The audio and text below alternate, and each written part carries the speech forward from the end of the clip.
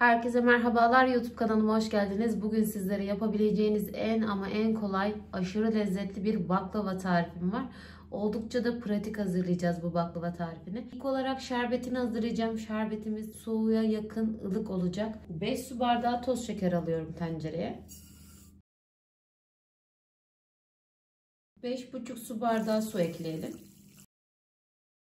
Çeyrek dilim limon hafif sıkarak ekliyorum. Fokurdayana kadar yüksek ateşte fokurdadıktan sonra altını kısalım. 20-25 dakika boyunca kaynatma işlemine devam edelim. Daha sonra şerbetimizi ılımaya bırakalım. Baklavanın hamuru için 2 adet yumurta, 1 silme çay kaşığı tuz ekliyorum. 2 su bardağı su ekleyelim. 1 çay kaşığı kabartma tozu, 2 yemek kaşığı sirke ekliyorum. Kontrollü şekilde un ilavesi yaparak bir çırpıcı yardımıyla hamur hafif toplanana kadar çırpıyorum. Hamurumuzu yoğuralım. Toplam 5,5 su bardağı un kullandım. Mutlaka unu kontrollü ekleyelim. 10 dakika boyunca hamuru yoğurdum. Sakız gibi bir kıvamda şu an.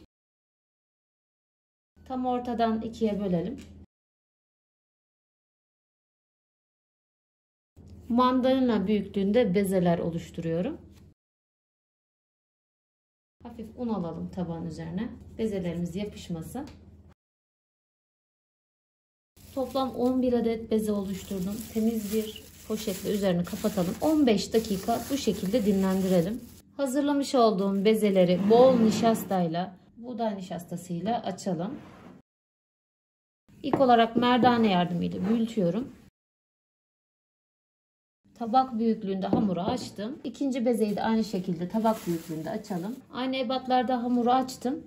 Arasına bol bir şekilde nişasta ekleyelim. İkinci açmış olduğum hamuru üzerine kapatıyorum. Elimizde hafif hafif bastıralım. İlk olarak merdane ile büyütüyorum. Merdane ile büyütebildiğim kadar büyütüyorum. Çok kolay açılan bir hamur. Yine açarken bol bir şekilde nişasta kullanalım. Oklavayla büyütme işlemine devam ediyorum. Bir kenarından oklavanın hamuru saralım. Avuç içlerimizle hafif hafif bastırarak hamuru esnetiyorum. Bu şekilde hamurumuz çok kolay şekilde büyüyor.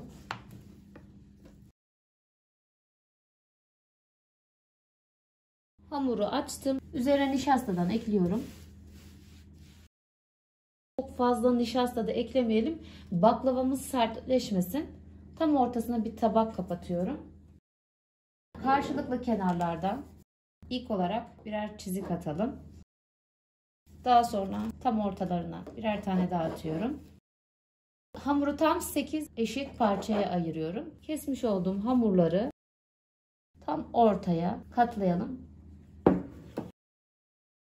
Diğer bezeleri de bu işleme devam edelim. Toplam 11 tane beze oluşturmuştum. Son olan katı da üçlü şekilde açacağım. Diğerlerini hep ikili şekilde açtım. Yine aynı işlemi devam ettim. İlk olarak merdane ile büyütüyorum. Sonuncu hazırladığım hamuru da üzerine poşetle kapatıyorum. İlk hazırladığım hamurdan başlayarak açıyorum. Merdane ile büyütelim. Baklavayı hazırlayacağım fırın tepsisine hamurun tam ortasına yerleştiriyorum. Tepsi ebatlarında hamuru kesiyorum. Kenarlarından çıkan hamurları da ayıralım. Fırın tepsisine hamurumuzu yerleştirelim. Aralarına bu aşamada 1 çay bardağı sıvı yağ kullanacağım toplamda. Sıvı yağ gezdirelim. Fırça yardımıyla her yerini sürüyorum. Kenarlardan çıkan hamurları yine tepsimize alalım. Tekrar sıvı yağ gezdiriyorum. Dövülmüş ceviz ekliyorum. Bütün hamurlar bitene kadar bu işleme devam ediyorum.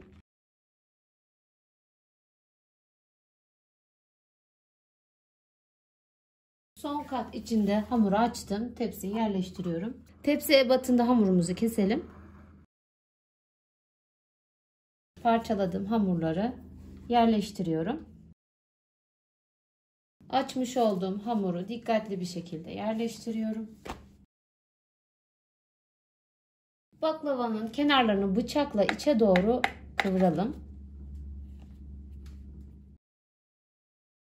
Baklavayı dilimlere ayıralım.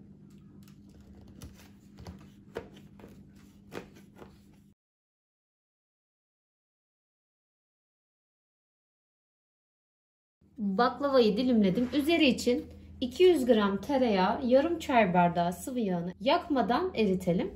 Erimiş olan yağın üzerindeki kaymak kısmını alalım. Bu aşamada mutlaka kaymak kısmını alalım. Baklavanın üzeri yanık yanık olur. Hoş bir görüntü oluşmaz. Baklavayı yağlayalım. Baklava hazır. Baklavanın mutlaka içinin güzelce pişmesi için ağır ağır 160 derecede kontrollü şekilde üzeri nar gibi kızarana kadar pişirelim. Tatlı nar gibi kızardığı şu an çok güzel kokuyor. Tatlıyı fırından aldıktan sonra 25 dakika boyunca tatlının ilk ısısı çıktı. Şu an ılık durumda, tamamen soğumuş kıvamlı şerbeti tatlının üzerine ekliyorum. Tatlının şerbetini çekmesi için 2-3 saat dinlendirelim. Baklava 2 saat boyunca dinlendi. Şu an çok güzel gözüküyor. Muhteşem oldu. Hemen bir dilim alıp dokusuna da bakalım. Kat kat muhteşem olmuş. Videomu buraya kadar izlediyseniz beğenip yorum yapmayı, kanalıma abone olmayı unutmayın lütfen. Yepyeni ve lezzetli tariflerde görüşmek dileğiyle. Hoşça kalın.